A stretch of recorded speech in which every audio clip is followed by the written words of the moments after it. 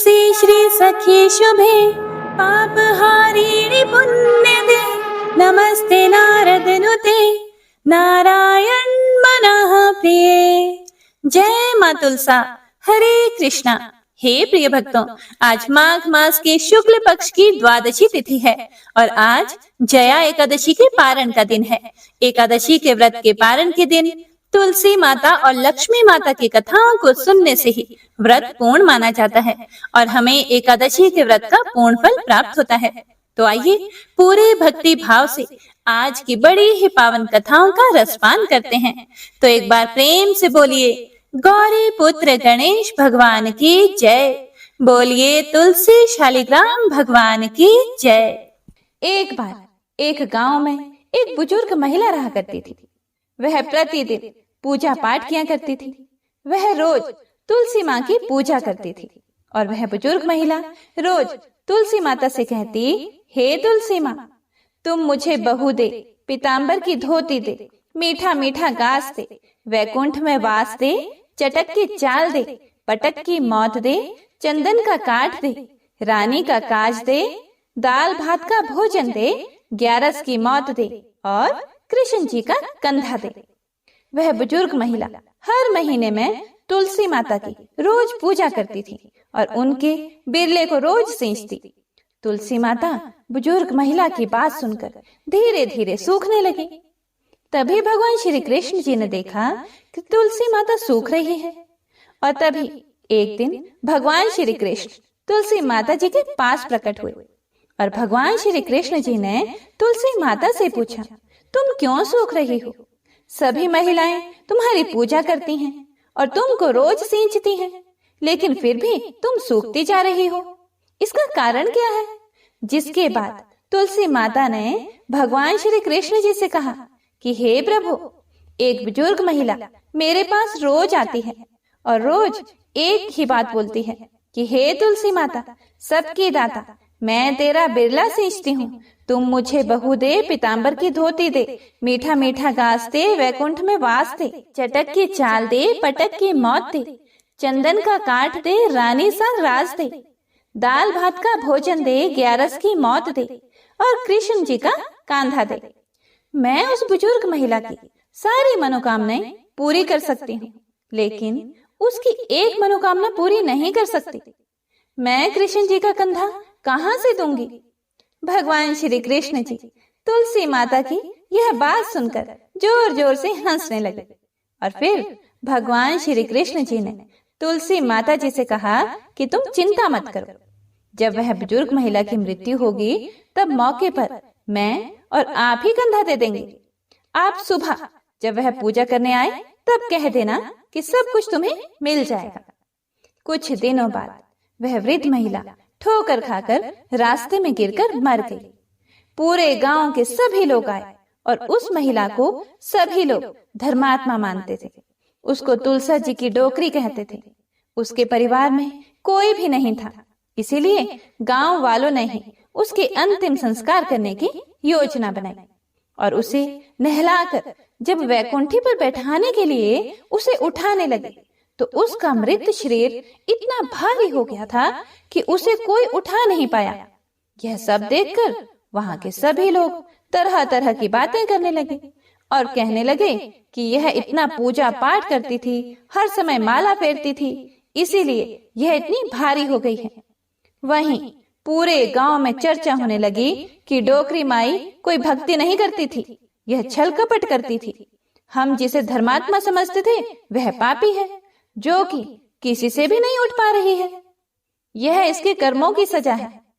इधर भगवान ने सोचा कि मेरे भक्तों की निंदा हो रही है, इसीलिए भगवान ने बूढ़े ब्राह्मण का भेष धारण करके वहां पर आए और वहां पर जितने भी लोग इकट्ठे हुए थे उनसे पूछने लगे कि यहाँ पर इतनी भीड़ क्यों लगी है, जिससे लोग कहने लगे कि यह डोकरी माई मर गई है और पाप इतना था कि जिससे यह उठ ही नहीं पा रही है। सब उठा उठा कर थक गए।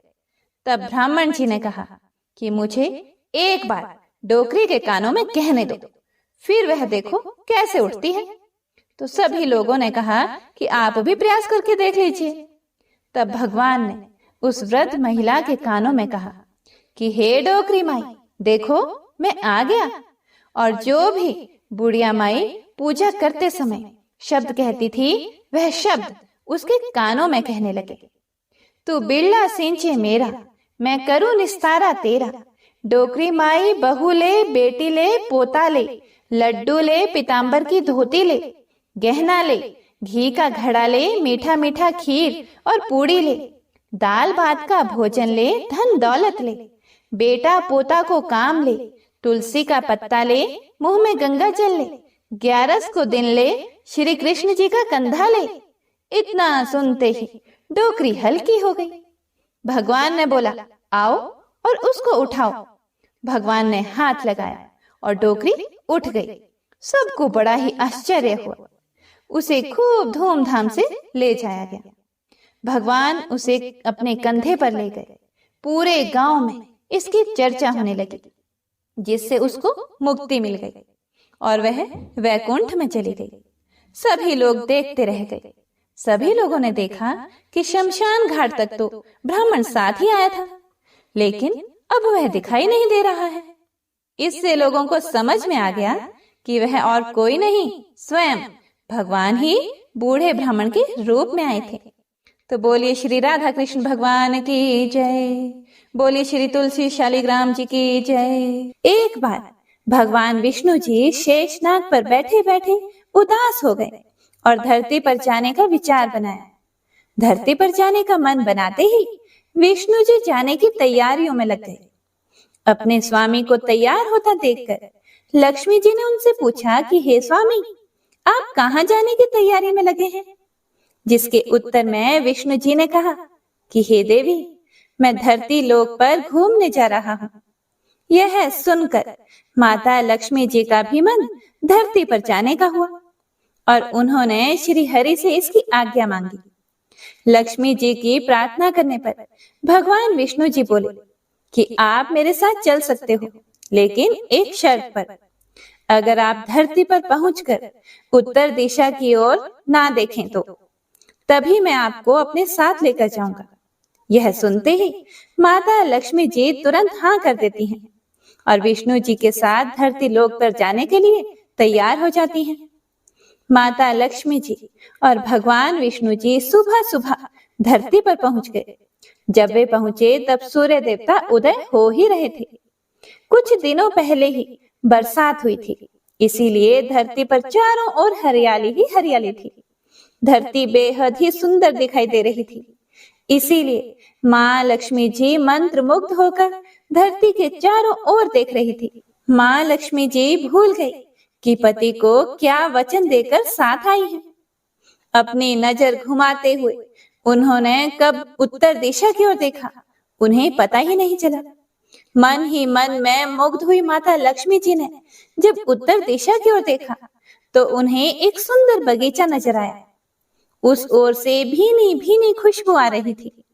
बगीचे में बहुत ही सुंदर सुंदर फूल खिले हुए थे। फूलों को देखते ही माँ लक्ष्मी बिना सोचे समझे उस खेत में चली गई और एक सुंदर सा फूल तोड़कर लाई।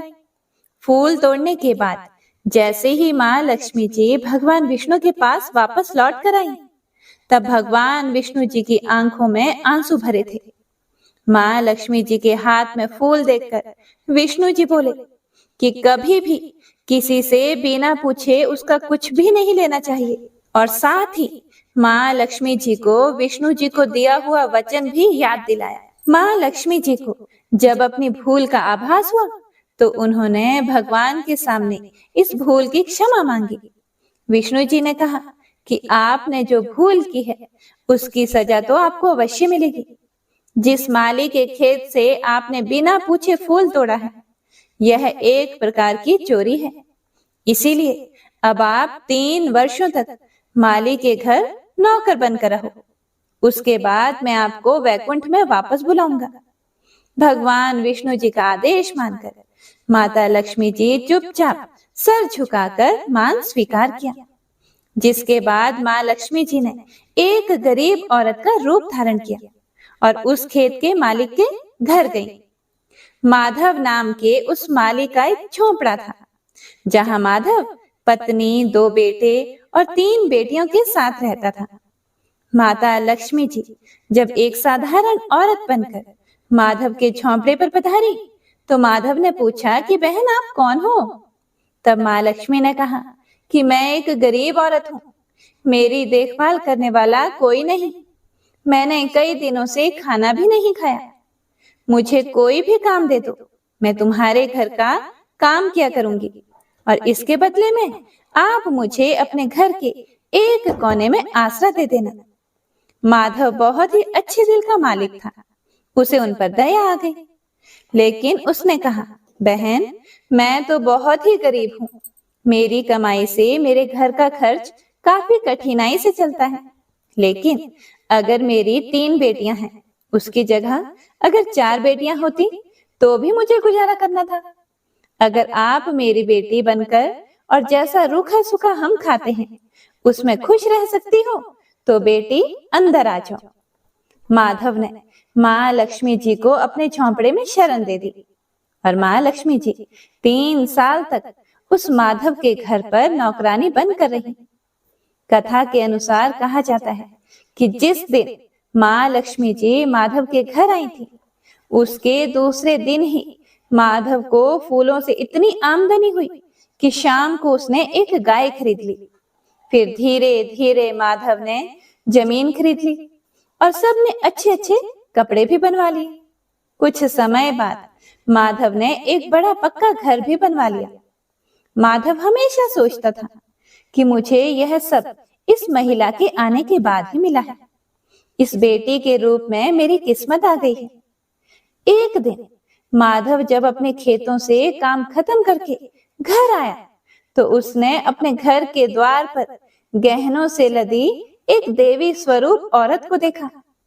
जब वह पास गया तो उसे आभास हुआ कि यह तो मेरी मुंह बोली चौथी बेटी यानी वही औरत है। कुछ समय के बाद वह समझ गया कि यह देवी कोई और नहीं बल्कि स्वयं माँ लक्ष्मी जी है।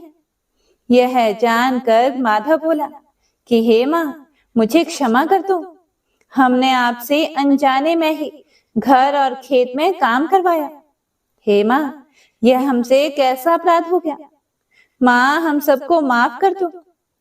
यह सुनकर माँ लक्ष्मी जी मुस्कुराई और बोली कि हे माधव तुम तो बहुत ही अच्छे और दयालु व्यक्ति हो, तुमने मुझे अपनी बेटी की तरह रखा, अपने परिवार का सदस्य बनाया।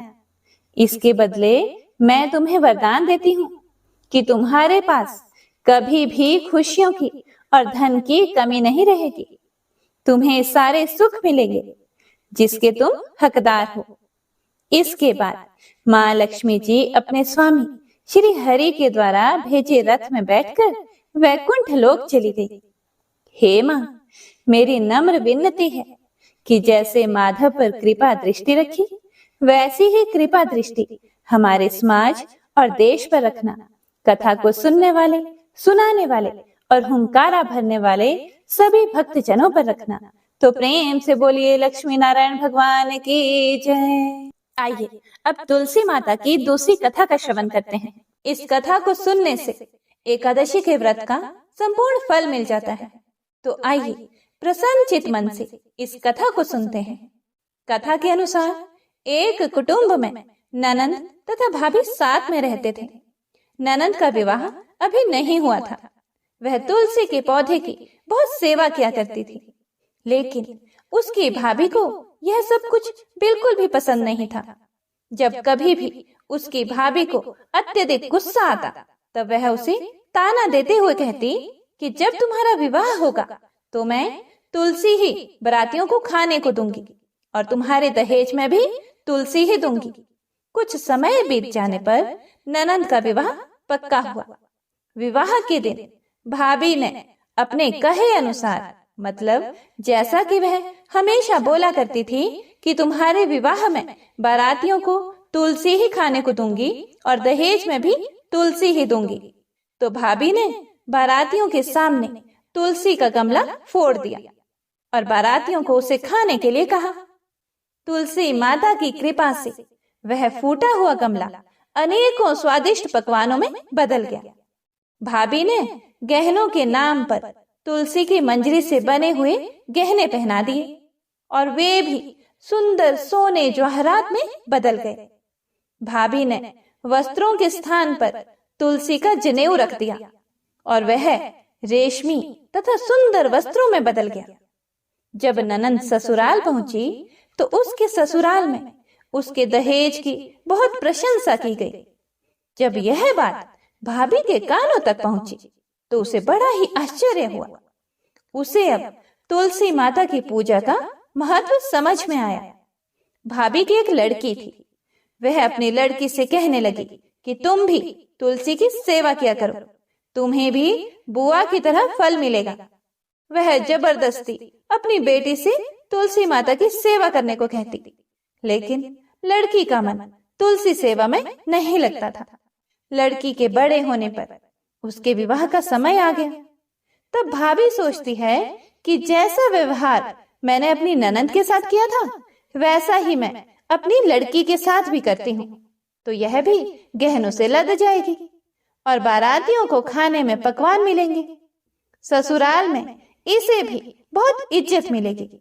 यह सोचकर वह बारातियों के सामने तुलसी का गमला फोड़ देती है, लेकिन इस बार गमले की मिट्टी मिट्टी ही रही, मंजरी तथा पत्ते भी अपने रूप में ही रहे। जनेऊ भी अपना रूप नहीं बदलता है। सभी लोगों तथा बारातियों द्वारा भाभी की बुराई की जाती है।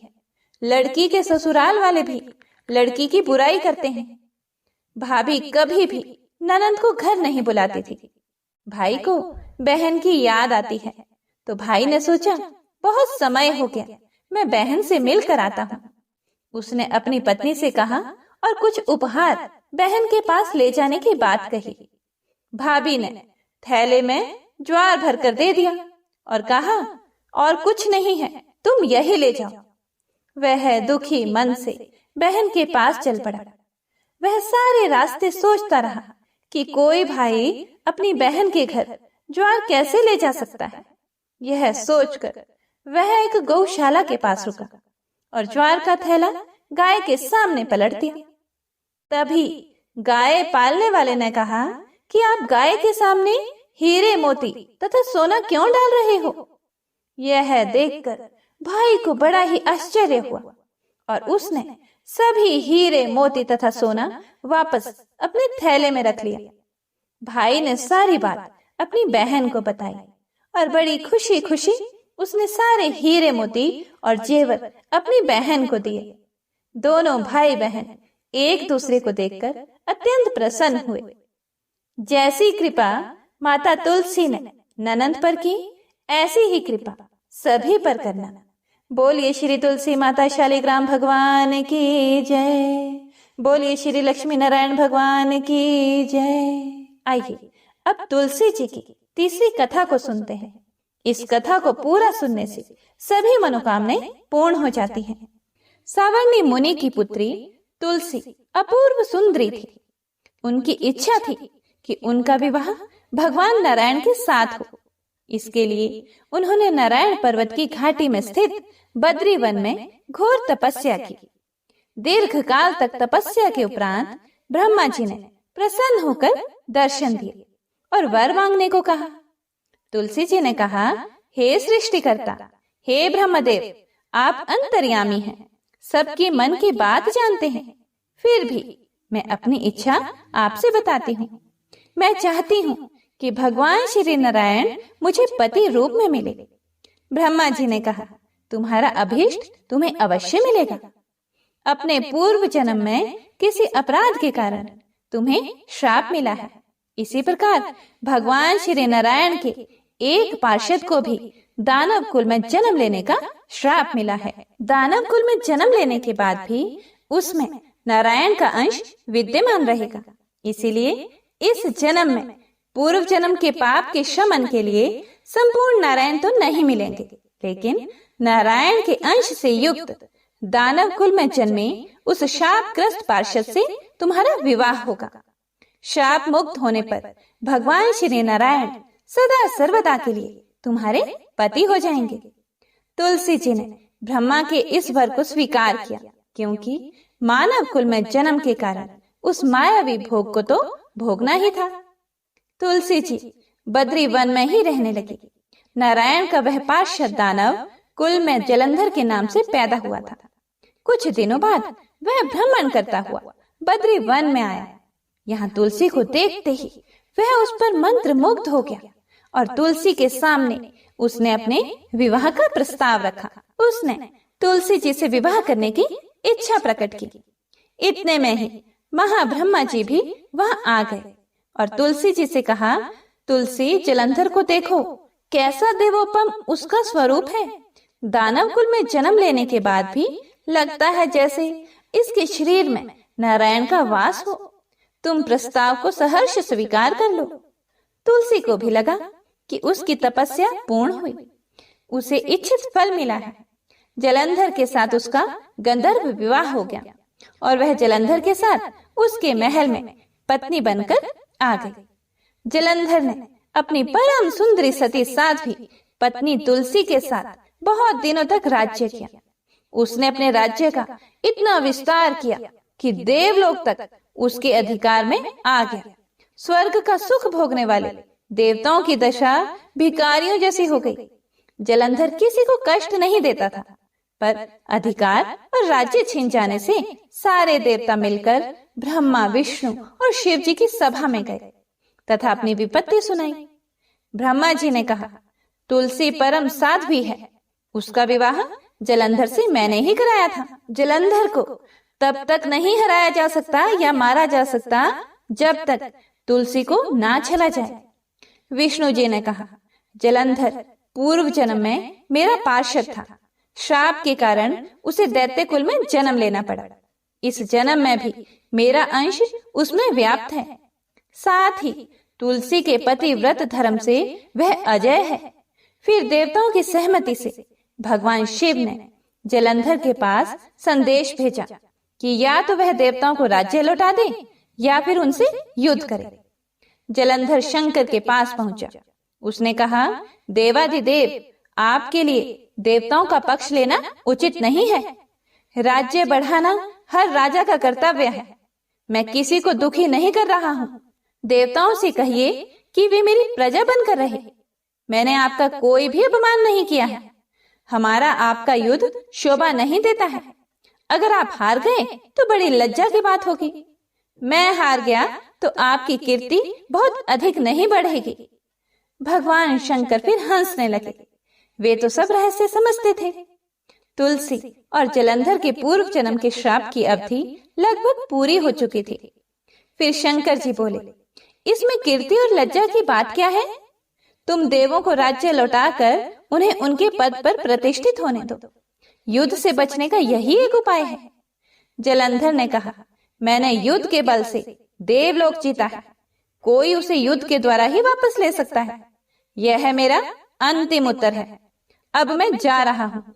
ऐसा कहकर जलंधर चला गया।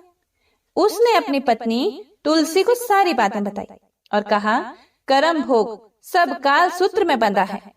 जीवन में हर्ष, शोक, भय, सुख, दुख, मंगल, अमंगल काल के अधीन है। हम तो केवल निमित्त हैं। संभव है भगवान शिव देवों का पक्ष लेकर मुझसे युद्ध करे। तुम चिंता मत करना, तुम्हारा सती तेज मेरी रक्षा करेगा। दूसरे दिन भगवान शंकर के नेतृत्व में देवताओं ने युद्ध छेड़ दिया। जलंधर ने भीषण बाणों की वर्षा कर उनका वेग रोका। उसके प्रहार से देवता डगमगाने लगे। उसने दानवी शक्ति का प्रयोग करके मायावी युद्ध आरंभ किया। युद्ध स्थल पर वह किसी को भी दिखाई नहीं देता था, पर उसके अस्त्र शस्त्र प्रहार कर देवों को घायल कर रहे थे। देवगण अपने अस्त्र चलाएं तो किस पर चलाएं, क्योंकि कोई शत्रु सामने था ही नहीं। कई दिनों तक इस तरह भयंकर युद्ध चला। जलंधर पराजित नहीं हुआ। तब शिव जी ने विष्णु से कहा, विष्णु कुछ तो उपाय करो, अन्यथा मेरा तो सारा यश मिट्टी में मिल जाएगा। विष्णु जी ने सोचा, बल से तो जलंधर को हराया नहीं जा सकता, इसीलिए छल का सहारा लेना ही पड़ेगा।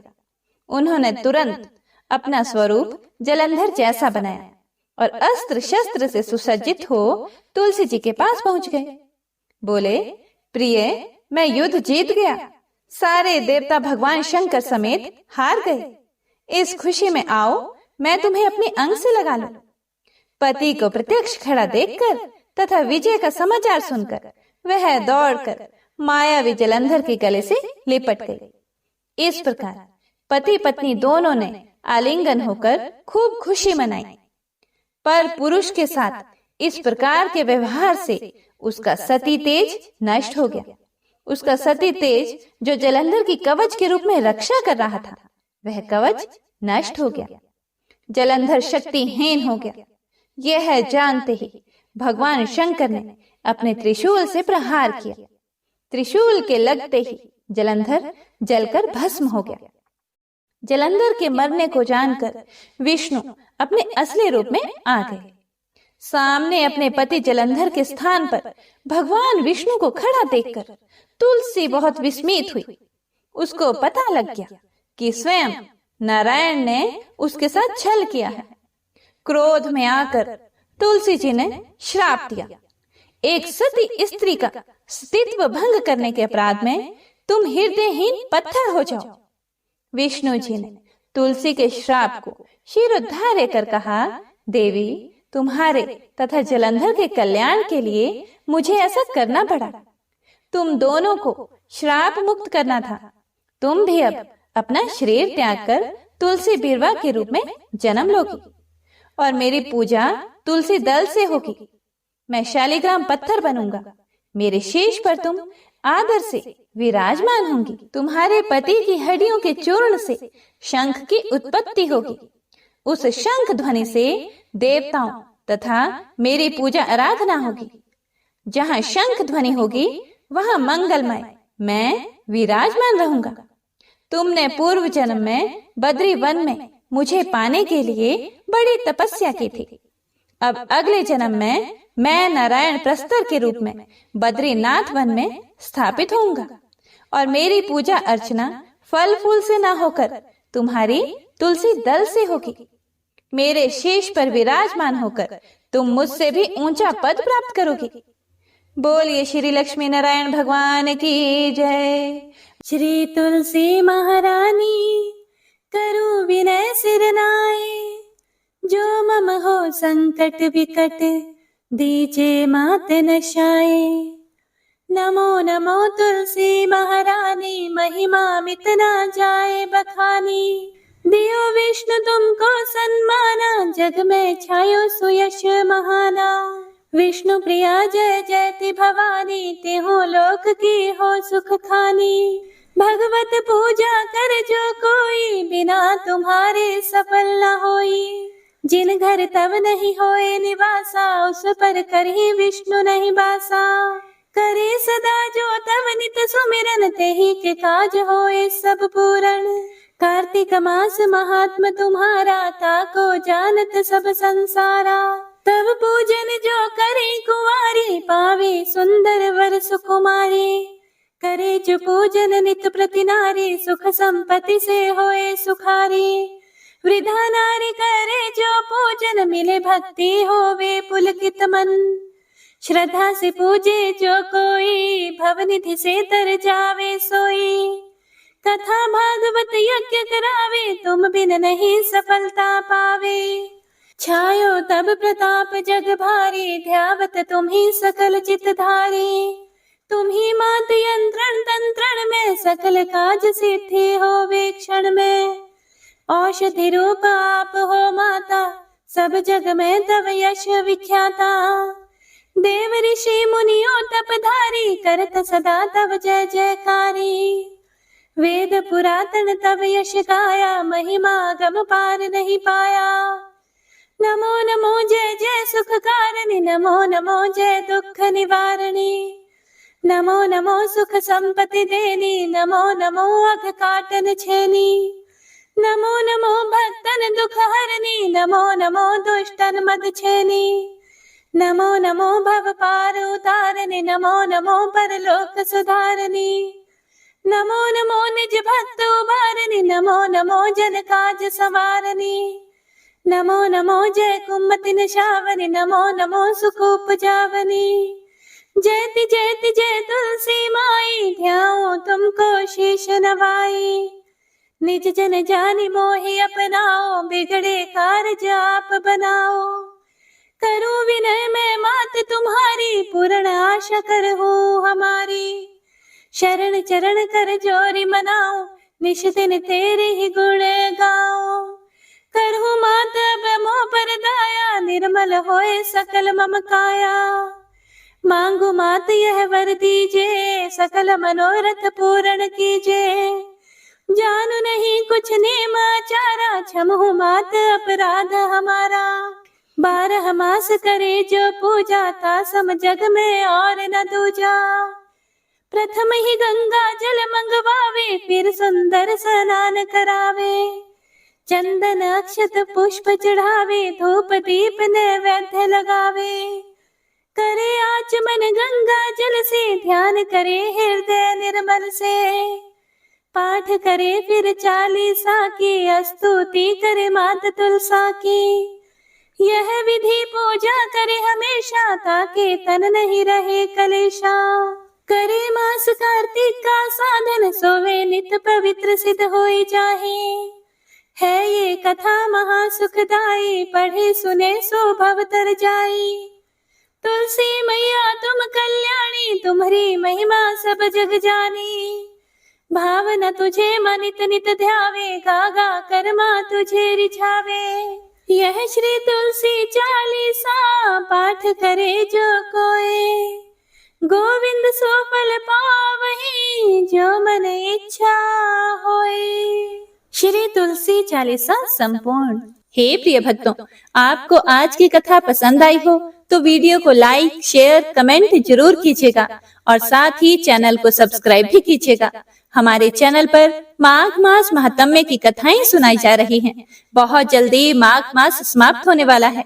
आप हमारे चैनल पर जाकर कथा का श्रवण कर सकते हैं और माघ मास महात्म्य का पुण्य लाभ ले सकते हैं। जय श्री हरि विष्णु।